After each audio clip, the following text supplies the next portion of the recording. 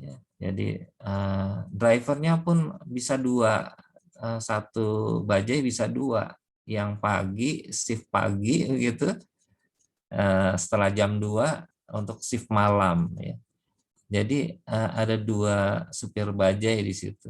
Ya kita mesti percaya sama mereka yang mengendalikan menyupir bajai itu ya.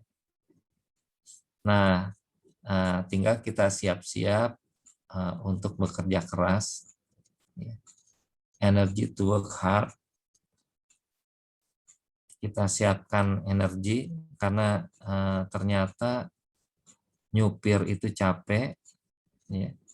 Nungguin driver pagi, kemudian A+ dengan driver yang malam juga capek, nunggu setorannya juga capek, ngitung duitnya juga capek. Ya. Jadi tidak ada satupun bisnis yang tidak capek. Ya. Jadi itu capek semua dan ya capeknya tapi langsung ada apa namanya pemulihnya ya. Begitu kita terima setoran pada saat itu satu hari bisa sampai 15.000 ya setorannya satu hari. Kalau sehari 15.000 maka tinggal dikalikan 30, mungkin satu bulan dapatnya 450.000 ya, 450.000. Nah, ini untuk saat itu strategi bisnis yang seperti ini sudah sangat visible sekali, menguntungkan. Itu yang bisa kita kelola. Nah, setoran itu lama-lama terjadi kenaikan setelah 2 tahun terjadi kebutuhan akan transportasi yang luar biasa sehingga setoran ke kita juga naik ya. Sampai dengan sehari bisa kita dapatkan 30.000 ya, 30.000 sehari. Berarti satu bulan kali 30 sebulan hampir 1 juta ya. Padahal harga apa tadi bajai itu sendiri cuma 500.000 kita beli. Nah, apa yang terjadi? Dalam 1 bulan sudah menjadi return buat kita. Ya. Jadi uangnya bisa kembali 200% ya, hampir 200% kembali ke kita dalam 1 bulan. Ya, jadi seperti itu. Tapi kalau kita menggunakan nilai yang 500.000, 450.000, berarti dalam 1 bulan bajai itu udah lunas. Bulan kedua kita bisa pesan bajai yang baru lagi untuk kita kelola lagi. Ya. Dan bulan ketiga kita udah punya 3 bajai dan seterusnya. Ya, jadi kita bisa melihat pergerakannya luar biasa. Kemudian ada 3 karakter ya yang harus dimiliki. Strateginya boleh, kemudian di sini kita lihat ada vision ya. Ada vision.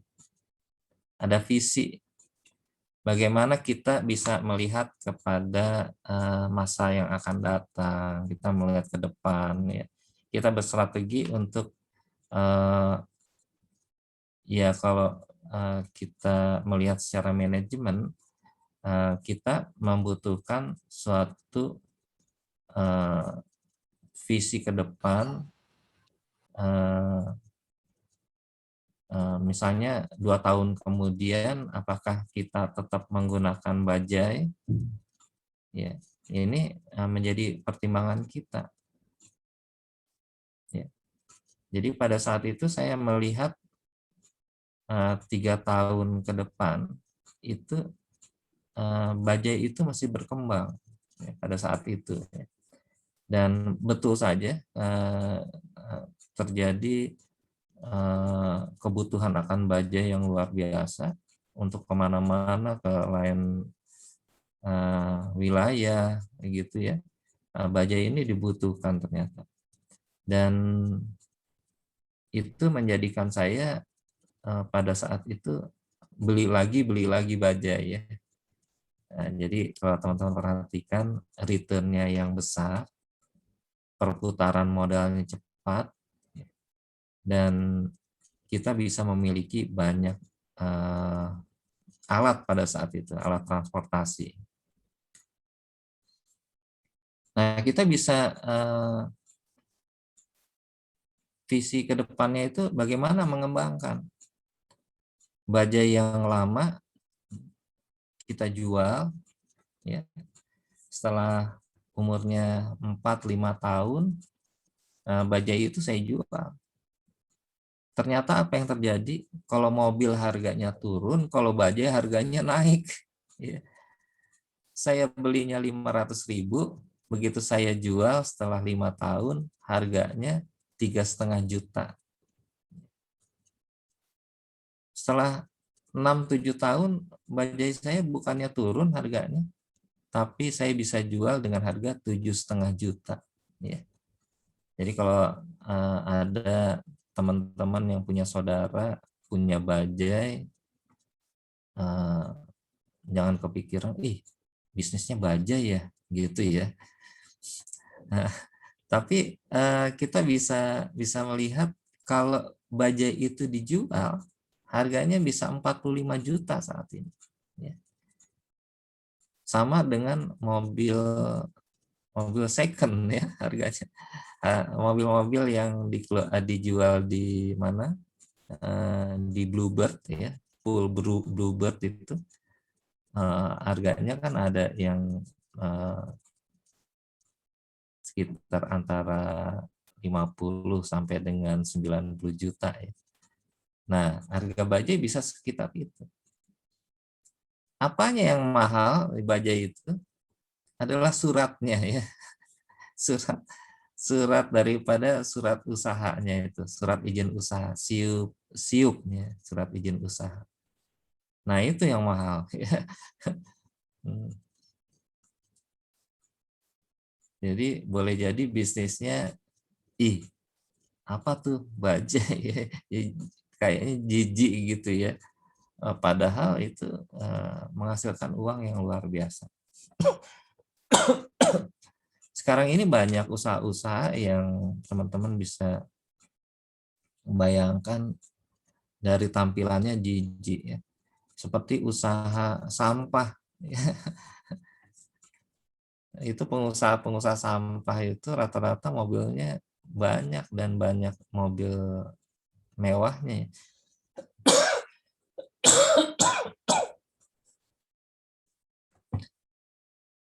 Jadi kalau dia ke tempat penampungan sampah, dia cuma pakai celana pendek ya, begitu. Tapi dia sampai di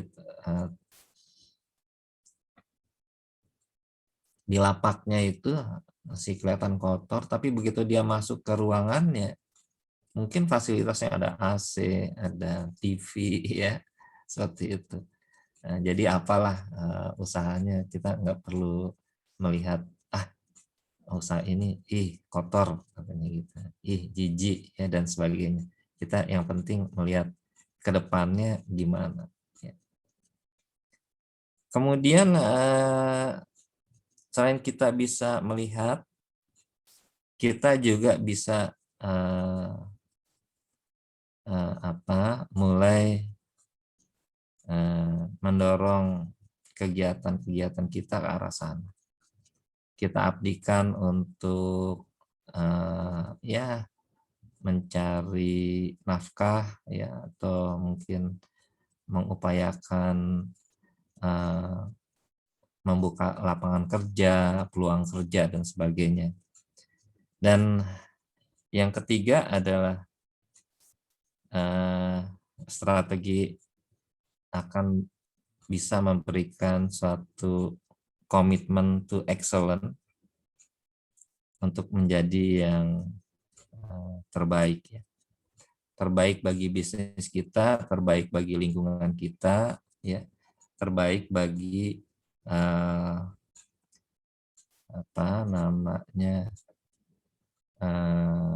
dukungan daripada masyarakat sekitar kita. Ya. Jadi seperti itu. Yang berikutnya, kita bisa melihat terkait dengan vision yang tadi.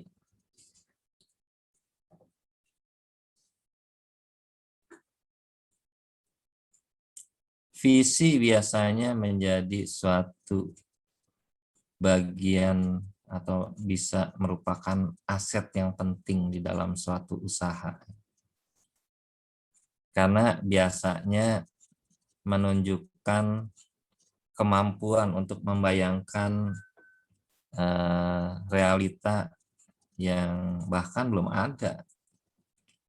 Bagaimana dia bisa membayangkan sesuatu yang belum eksis, not yet exist. Jadi dia bisa menggambarkan bisnis ini akan cemerlang 2-3 tahun ke depan. Ya. Mungkin kalau kita punya bisnis di saat COVID misalnya gitu ya. Ini kebetulan anak-anak saya juga seperti teman-teman berusaha untuk membuat kegiatan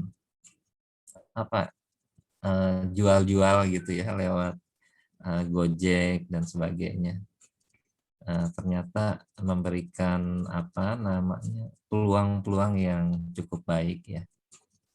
Jadi bisa mendapatkan tambahan penghasilan ya. Mereka bekerja di BUMN, kemudian dengan kegiatan online begitu, kegiatan e-marketing begitu kalau bahasanya sekarang, mereka bisa jualan ya, jualan.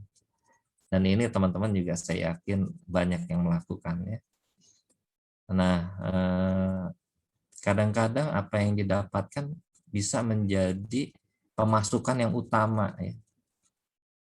Kalau sebelumnya pemasukan utama adalah berasal daripada salary dia bekerja pada BUMN, tapi bisa jadi yang sekarang pendapatan utamanya berasal daripada kegiatan online-nya, seperti itu.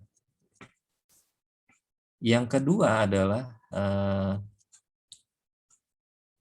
exercise a kind of transformational leadership.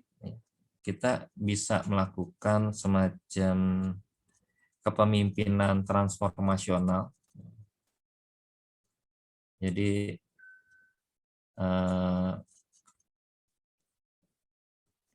yang kita sudah pelajari transformasional itu adalah seorang pemimpin yang inovatif, yang kreatif, yang berusaha melihat di masa yang akan datang, ya, berusaha melihat ke depan. Nah ini yang sebaiknya kita bisa menjadi seorang seperti itu.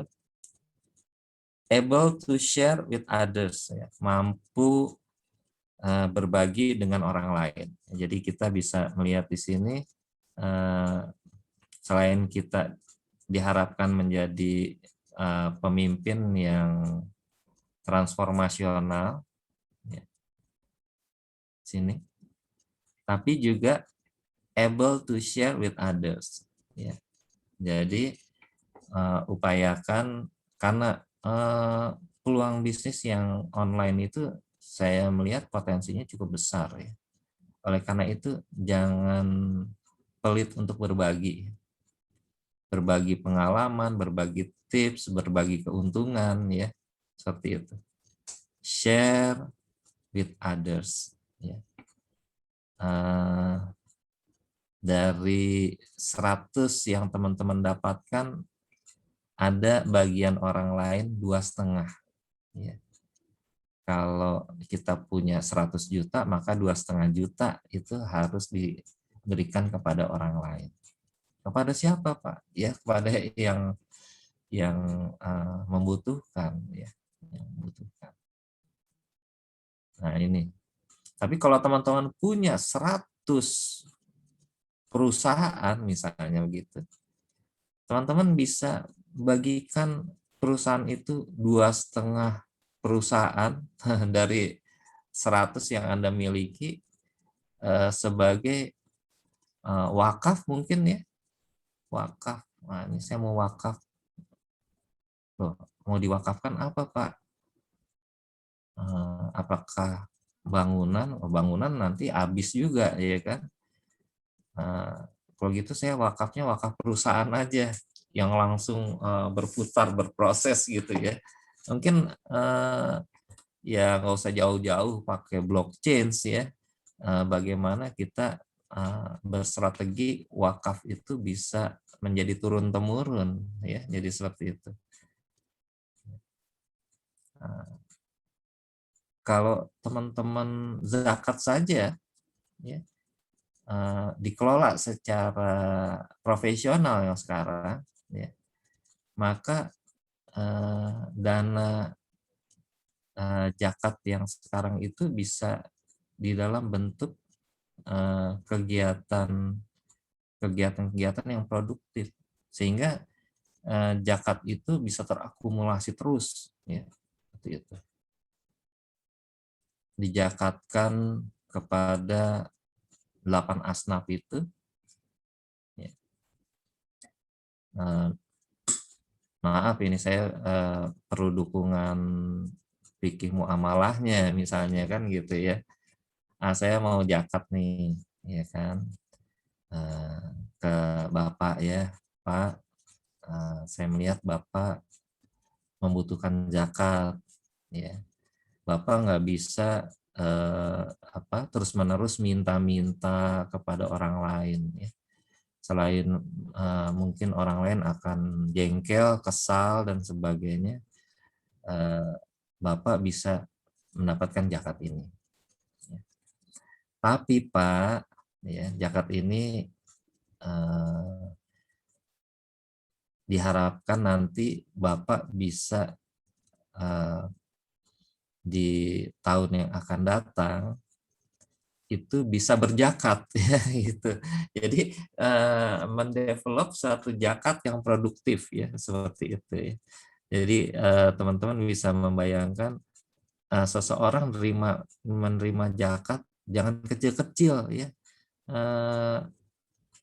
Ya karena permintaannya banyak jadi penerima zakatnya kecil-kecil. Ada yang dapat zakatnya 10.000, 10.000 bisa dibuat apa ya?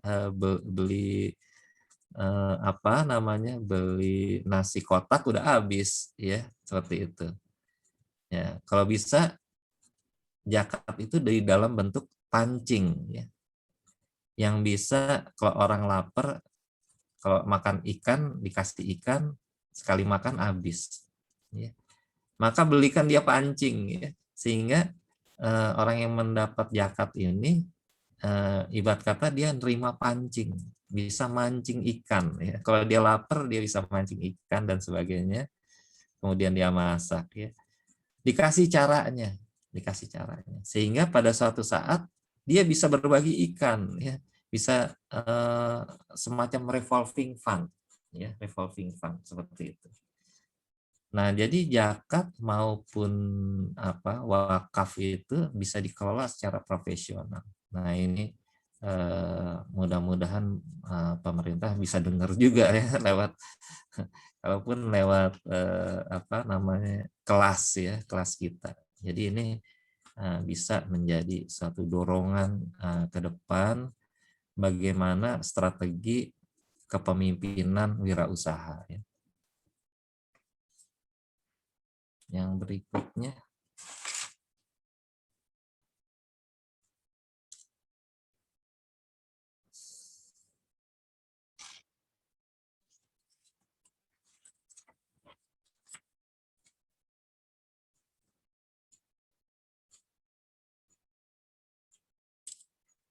masih terkait kepada kepemimpinan di dalam wirausaha. Ini merupakan strategi di dalam mengembangkan bisnis-bisnis kecil. Kemudian di sini kita mengenal ada dedication and drive are reflected in hard work. biasanya dedikasi maupun dorongan-dorongan tercermin di dalam kerja keras. Apa yang sekarang tuh suka muncul tuh di dalam kalimat, usaha tidak mengkhianati hasil gitu ya. Jadi kalau teman-teman suka dengar ada pepatah yang seperti itu, baik ditulis di truk ya, atau kan di Gojek ya, usaha tidak mengkhianati hasil tidak mengkhianati usaha ya, seperti itu ya. Nah, intinya namanya work hard ya, hard work itu nggak bisa saat itu juga hasilnya ya. Oleh karena itu kita perlu namanya patient, kita bersabar lah, sabar. Mau ngomongin orang tutup mulutnya ya, mau mau ngobrolin orang segera nyambat, ya Allah gantilah dengan rezeki yang banyak ya Allah, kan gitu. Dengan kita mau ngobrolin orang nggak jadi, kemudian kita nyambat kepada Allah, siapa tahu apa yang kita usahakan tadi nggak jadi itu menjadi ihsan ya, kebaikan hasan, kebaikan untuk kita bermunajat kepada Allah, minta dikabulkan apa itu namanya, harapan-harapan kita. Ya Allah, mudahkan ya Allah, jadikan saya menjadi gubernur ya Allah, misalnya seperti itu ya. Kita nyambat setelah kita melakukan kebaikan, kita nyambat ke Allah ya. Maka itu menjadi satu yang luar biasa ya. Eh, menjadi suatu dukungan, stamina baru ya gitu ya. Allah yang maha kuasa, Allah yang maha punya ya. Allah yang maha menciptakan termasuk diri kita sendiri ya. Makanya di Al-Quran ada gambarannya cerminan daripada Allah Subhanahu wa Ta'ala ya. Jadi kita bisa melihat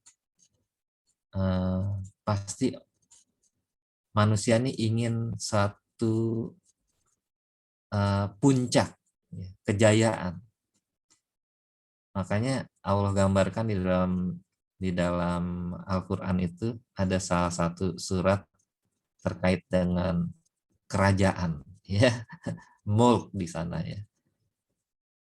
Jadi kita bisa lihat kenapa enggak kita mulai dari hari ini aja ya. Kalau kita sedang santai-santai, kemudian kita baru saja bersabar kan sesuatu yang baik tuh, kita isi dengan doa juga. Alhamdulillah saya udah sabar hari ini, ya Allah mudahkanlah rizki untuk hari-hari saya, dan jangan lupa rizki itu sama Allah diturunkan kalau kita sudah mendoakan kedua orang tua kita ya gitu.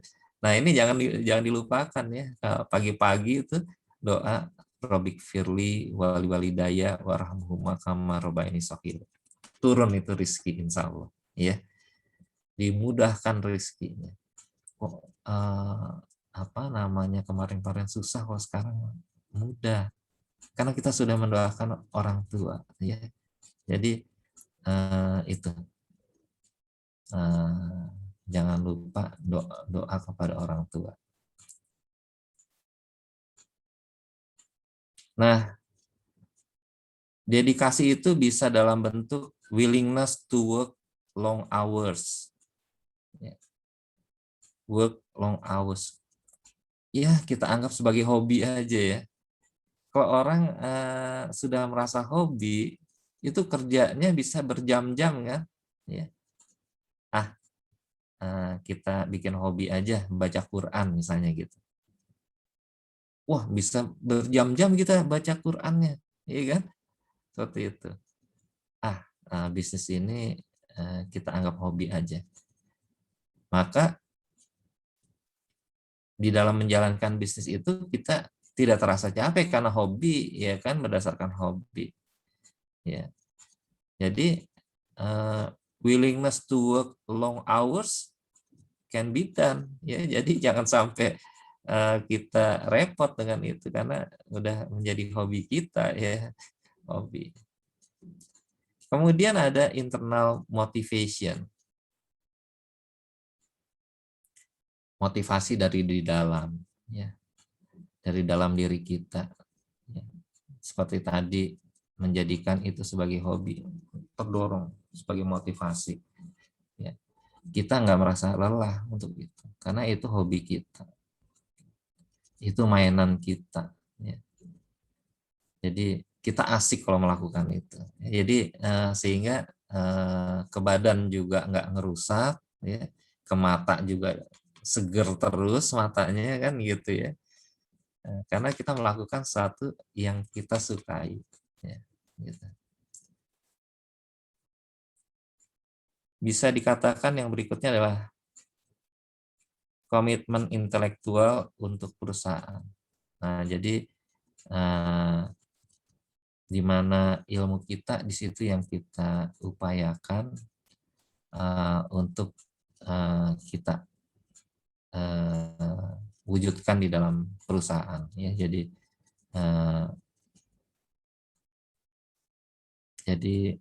kita nggak kemana-mana lah, artinya berusaha mengembangkan apa yang memang passion kita katanya, ya, talent kita, ya, bakat kita, ya, dan sebagainya. Ya, jadi kita di situ kita dorong. Ya. Jadi wirausaha akan bergerak itu nggak merasa capek dan sebagainya. Kalau kita merasa apa yang kita usahakan itu merupakan hobi.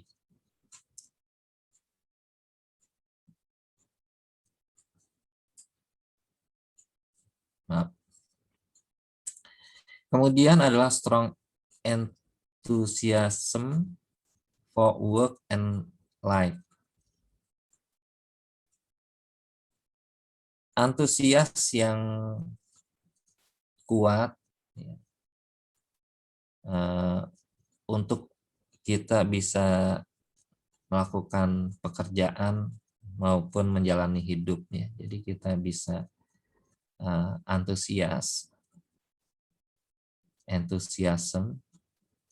Jadi kita bisa antusias untuk bisa bersemangat gitu, ya, semangat untuk mendapatkan sesuatu di dalam hidup ini, mendapatkan sesuatu melalui kerja ini, seperti itu.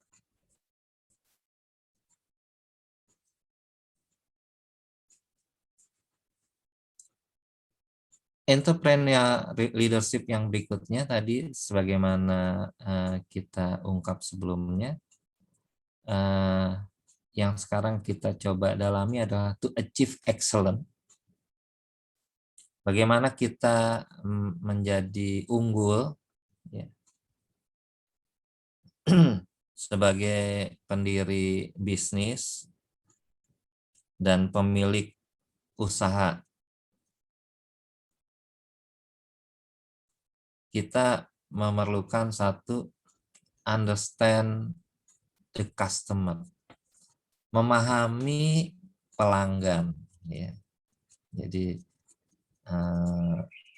ya di sini, ya, kita mesti melihat ada sesuatu yang menarik, bahasanya kita harus memiliki kemampuan melayani, ya, memahami, memelihara pelanggan kita. Ada yang bilang pelanggan itu raja, gitu ya.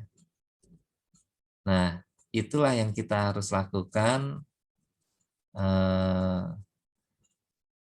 bagaimana menjadikan a new customer come to us. Jadi selain ada pelanggan yang kita miliki, ya, tapi juga kita bisa menghadirkan pelanggan-pelanggan baru, ya. Nah, itu yang harus kita develop. Nah, di dalam dunia yang sekarang ini, e-marketing itu membutuhkan itu semua, ya. Itu yang kita butuhkan semua, maksud saya, ya. Dengan e-marketing kita bisa melihat peluang daripada orang-orang yang baru, ya, yang kita dapatkan berdasarkan produk yang kita jajakan. Masuk nggak pada segmen mereka, ya, gitu ya. Nah, kalau dulu Bajai, sekarang yang masuk bukan lagi Bajai, tapi adalah Gojek gitu ya. Ternyata punya motor ditambah online, dia lebih memiliki sisi bisnis. Ya, jadi kita nggak bisa bertahan dengan ilmu yang zaman dulu. Kalau sekarang, kalau bisa kita mengelola Gojek, ya. Medianya sudah ada, sudah dibuatkan sama Pak Nadiem misalnya, ya, aplikasinya dan sebagainya. Tinggal kita mengupayakan bagaimana ya kita bisa bisnis motor untuk Gojek misalnya seperti itu. Karena teman-teman bisa bayangkan bisnis yang sekarang ini kan, Pak Nadiem itu, mohon maaf, kan nggak punya motornya. Motornya punya supir-supir apa namanya, Gojek itu sendiri. Cuman menyediakan aplikasi gitu. Sekarang kalau gitu bisa juga kita dagang kuliner apa aja, dapurnya kita nggak punya kan, gitu ya. Tapi kan makanannya bisa kita jual, ya. Kita jual lebih dengan keuntungan yang lebih menarik lagi. Nggak perlu takut makanannya gosong dan sebagainya, ya. Nggak takut makanannya basi dan sebagainya. Kita nggak kepikiran sampai sana. Yang penting kita jual setiap hari sebanyak-banyaknya, ya. Dan itulah yang disebut dengan ghost kitchen, ya. Nggak ada dapurnya, tapi kita jualan kuliner nih, kan begitu, ya. Nah, itu sekarang ini menarik, ya. Nggak usah takut kita jualan brandnya siapa, ya. Nggak usah jauh-jauh, lingkungan keluarga kita aja dulu banyak benar yang jualan, ya. Di zaman sekarang hampir semua orang dagang, ya, seperti itu. Jadi kita bisa menjajakan produk-produk di sekitar kita. Kemudian yang kedua, provide quality product and services. Kita menyediakan produk-produk yang memiliki quality, jasa-jasa yang memiliki kualitas, ya. Nah, ya zaman sekarang kalau kita nggak nyiapkan yang berkualitas, orang lain menyediakan yang berkualitas, customer akan melihat yang berkualitas. Produk dan jasa yang tidak berkualitas akan ditinggalin. Sekali udah gitu dia kapok. Beli flash disk 2 terabyte dengan harga 25.000 misalnya, seperti itu. Orang cukup beli sekali pengen tahu. Itu juga pengen tahu, ya udah deh rela nih kalau 25.000 nanti barangnya jelek kan gitu. Tapi besok-besoknya begitu itu bohong, ya kan? Besok-besoknya no way, langsung nggak ada pembelinya. Apalagi dibaca story-nya, dibaca apa tuh biasanya dari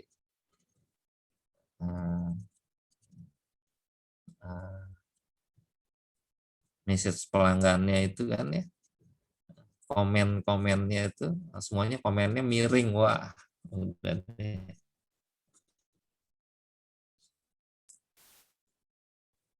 Boleh jadi orang karena kecewa dia akan melakukan apa tuh namanya, uh, uh, black campaign ya. Orang berani black campaign dikarenakan apa namanya, dia berani rugi supaya bisnisnya seseorang itu bukan lagi tidak untung ya. Orang berani rugi untuk melakukan itu ya. Pay attention to detail.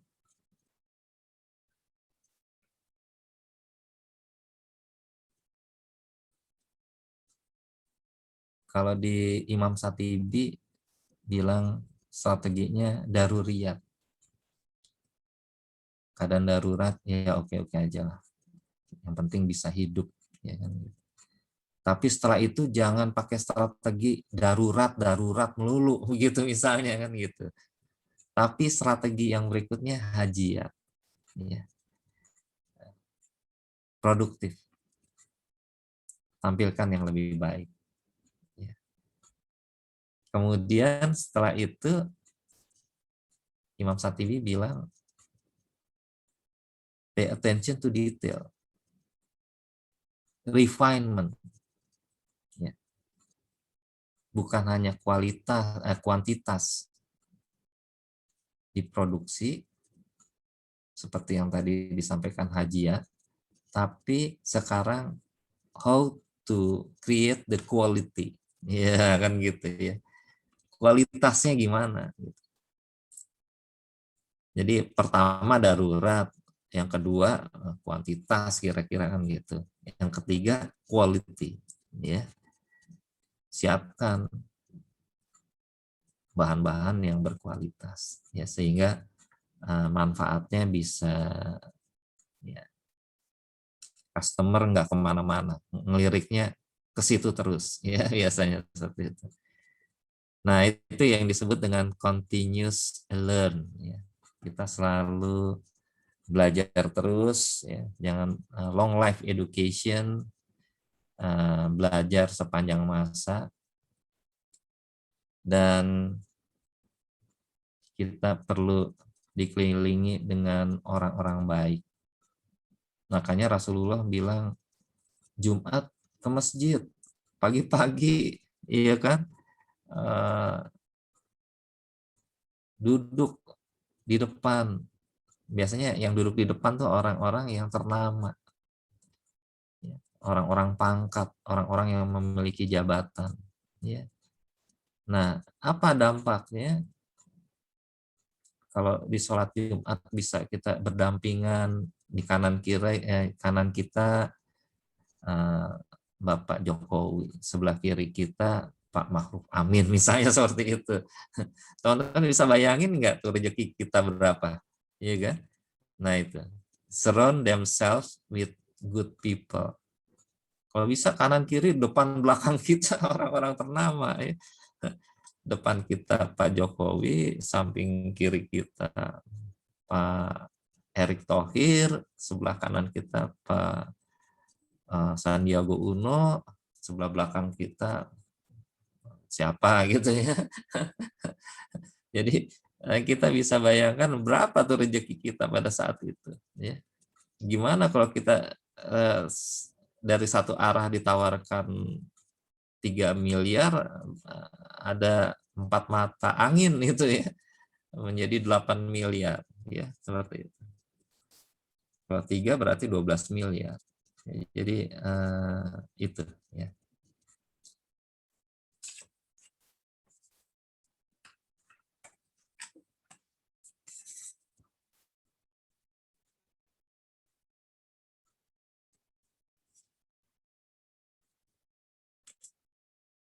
Yang berikutnya adalah strategi wirausaha. Yang lainnya adalah best strategy for the enterprise determined to some extent by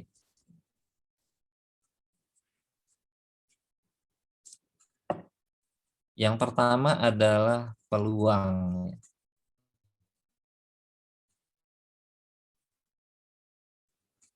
Kemudian kita melihat ada sumber daya. Kalau kita mau bisnis, maka lihat ada nggak peluang. Kemudian punya nggak kita sumber daya? Ya ada sumber daya manusianya, sudah ada nih diri kita sendiri. Tapi sumber dananya gimana? Ada juga, wah syukur alhamdulillah ya. Dan segera udah gitu ya usaha saja ya. Karena kalau mau kaya dagang, mau kaya ya dagang, mau kaya dagang katanya gitu ya. Niaga, ternyata niaga itu merupakan anjuran Rasulullah ya. Jadi Rasulullah itu pedagang, pedagang yang handal sekali, dan mengajarkan kepada kita mendagangkan juga hidup kita. Loh, maksudnya apa nih Pak? Iya, jadi dikatakan hidup ini niaga. Ya. Intinya bagaimana kita bisa mendagangkan dosa-dosa kita menjadi pahala-pahala yang bisa kita dapatkan. Karena begitu kita menjadikan itu semua menjadi pahala, apa yang terjadi? Bisa kita bawa ke surga. Ya. Uang kita yang 100.000 nggak bisa dibawa. Setelah kita meninggal, tertinggal di apa namanya, di dunia. Ya. Uang kita yang ada di bank, begitu kita meninggal dunia ya udah tertinggal, ya kan? Tapi Rasulullah memberikan cara bagaimana uang-uang itu bisa membawa kita, bisa kita bawa ke akhirat nantinya. Itu dengan cara diwakafkan, dijakatkan, disedekahkan, ya. Oh, tapi itu uang itu yang di bank gimana? Sudah saya apa namanya, wakafkan gitu, kepada keluarga besar saya misalnya, seperti itu. Sudah saya wasiatkan pakai surat wasiat, ya.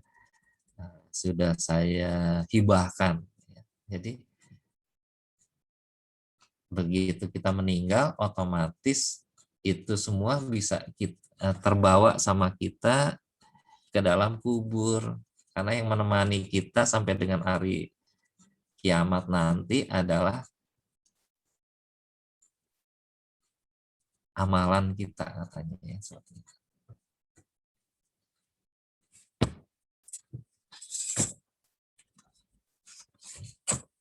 Kemudian yang kedua adalah terkait dengan kita dapat menggunakan berbagai alat ataupun teknik, ya. Alat, teknik, kemudian menentukan pilihan yang strategis. Makanya kita perlu mengetahui beberapa analisis. Kalau di model ekonomik biasanya ada five forces analysis. Ini kita sudah bahas yang ini. Value change terkait dengan analisis rantai nilai. Jadi ya kalau semakin bernilai kan semakin bagus. Ya. Rantai nilai atau rantai manfaat. Ya. Jadi semakin banyak manfaatnya semakin bagus. Bisa berarti kita memberikan suatu rantai peluang bisnis yang lebih luas lagi di kemudian hari. Itu akan menjadi satu yang bermanfaat. Kemudian yang kita lihat juga ada entry strategik. Bagaimana kita bisa masuk ke dalam strategi itu. Satu adalah mendapatkan pijakan di pasar. Jadi kita bisa mendapatkan pijakan di pasar, hold in the market. Kemudian dengan cara ini kita akan mendapatkan, kita bisa merintis pendatang-pendatang baru, usaha baru, pendatang baru, upaya baru. Dalam hal apa? Menciptakan cara-cara ataupun memecahkan masalah terkait dengan masalah-masalah masa lalu. Biasanya masa lalu ada masalah apa ya? Rugi biasanya. Hutang, kan begitu ya. Kemudian apa lagi? Kemudian teknologi yang usang. Kita mesti ciptakan pola-pola baru agar nggak rugi. New paradigm, terjadi perubahan, ya seperti itu. Kemudian perlu juga memiliki strategi masuk ke dalam dunia bisnis yang orientasinya adalah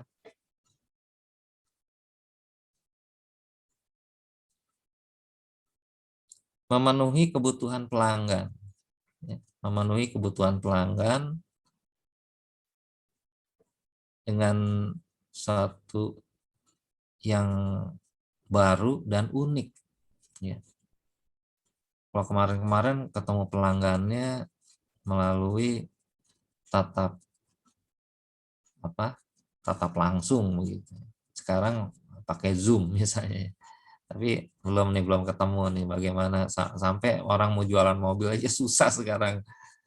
Biasanya customer datang ke showroom, sekarang nggak ada showroom yang didatengin customer ya. Loh kenapa seperti itu?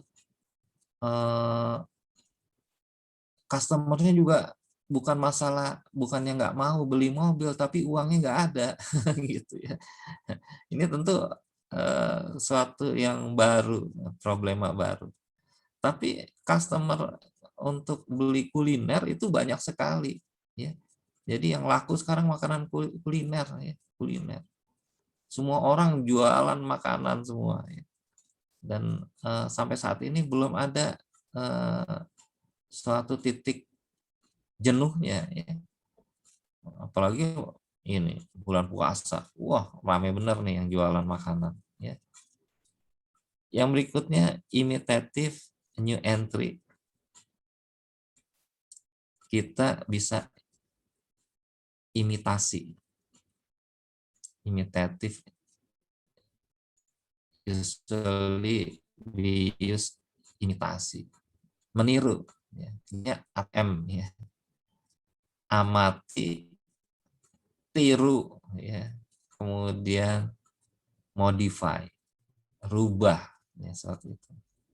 Nah, di sini kita bisa niru dari produk-produk yang sukses ya. Tentu orientasinya pasar, segmennya mau jualan nih, jualan ini segmennya luas, bisa anak remaja, bisa orang tua, bisa orang-orang yang dalam posisi bepergian misalnya kan gitu. Ya kuliner lah gitu ya kira-kira. Nah ini strong marketing orientation. Kemudian juga memperkenalkan produk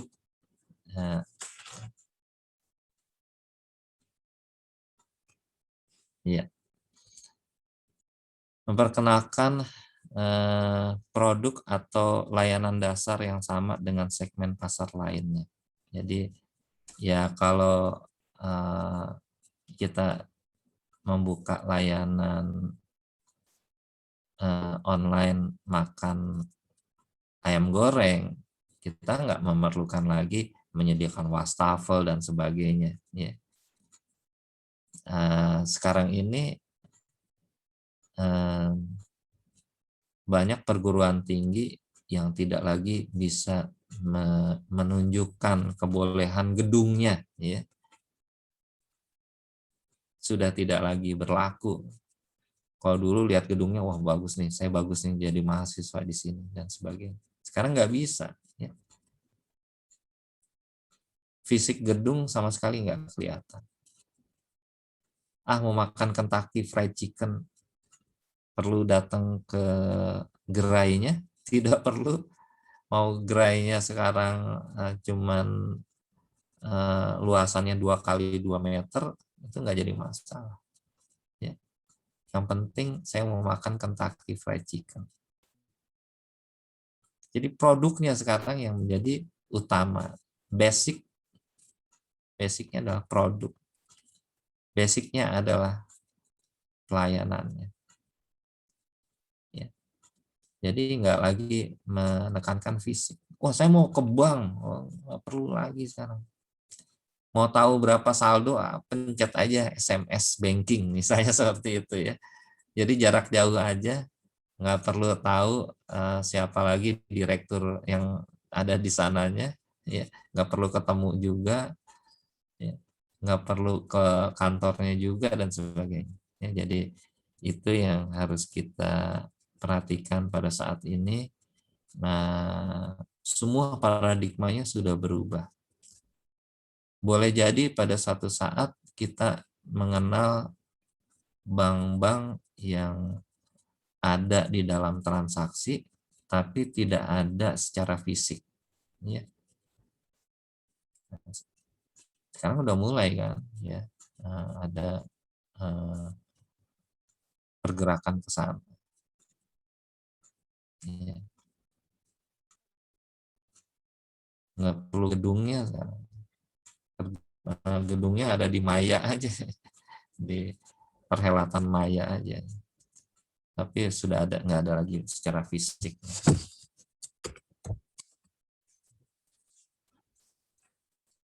Ya,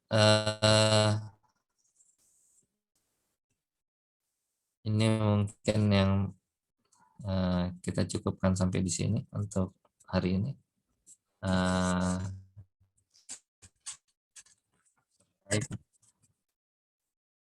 Oh,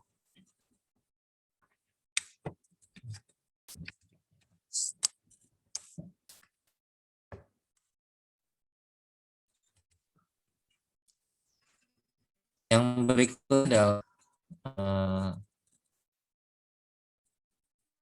oh ini udah ya.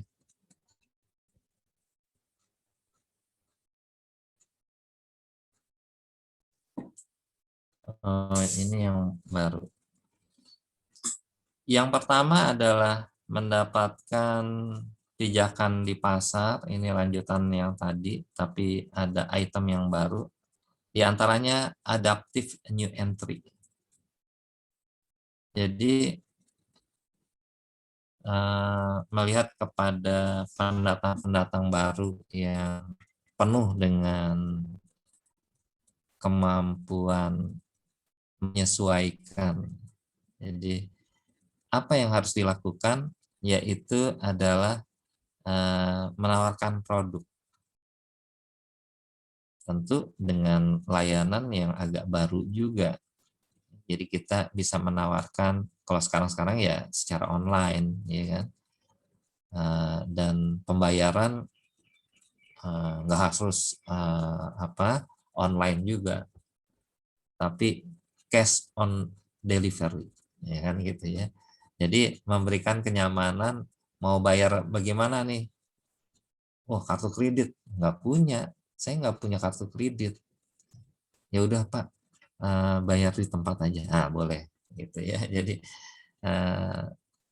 banyak ya, jadi banyak orang-orang yang saat ini tidak memiliki kartu kredit, ya. Dia cukup dengan ATM aja. Nah, jadi rupanya ada berkah juga di apa namanya di zaman pandemi ini. Ya. Kartu kredit menjadi turun, Visa ataupun Mastercard, ya, yang orientasinya nanti ke Amerika dan sebagainya, sekarang nggak terlalu rame, ya. Jadi orang lebih senang dengan transaksi-transaksi maksimum menggunakan ATM. Ya, jadi itulah sebabnya banking nanti lebih efisien. Nah, karena uangnya nggak berputar di Amerika. Ya, jadi ini menunjukkan akan terjadi perputaran di regional kita aja, dengan apa online atau e-banking yang sekarang ini, kita nggak perlu memperpanjang dengan kartu-kartu kredit. Kita kurangin ya, kita kurangin. Kalau bisa kita kembangkan sendiri sistem payment yang baru yang khas Indonesia misalnya. Ini akan lebih bermanfaat. Ya. Kemudian sadar akan kondisi marketplace, ya, dan konsep yang baru untuk masuk ke dalam pasar dengan memanfaatkan tren saat ini. Kalau saya melihat dari diskon-diskonnya, ya. Tapi kalau orang lain banyak yang melihat daripada barangnya dan harganya. Kalau saya melihat dari diskon-diskonnya dan harga barangnya dan kualitasnya. Melihat dulu dari komen-komennya, apakah miring semua. Kalau miring semua mendingan nggak usah coba-coba. Beli yang pasti-pasti aja. Saya biasanya lihat di Shopee. Tapi untuk pesannya saya minta tolong anak saya. Ya, apa namanya, untuk memberikan second opinion, ya. Karena saya usianya udah cukup tua, sehingga di zaman milenial ini saya harus berkomunikasi dengan anak saya yang generasinya masih generasi milenial gitu ya. Jadi ya supaya nyambung gitu ya. Nah, itu saja mungkin untuk hari ini, saya cukupkan sekian dulu. Assalamualaikum warahmatullahi wabarakatuh. Waalaikumsalam warahmatullahi wabarakatuh. Terima kasih, Pak. Ya, terima kasih, sama-sama. Mohon maaf lahir Pak. batin. Selamat Terima puasa. kasih, Pak. Ya.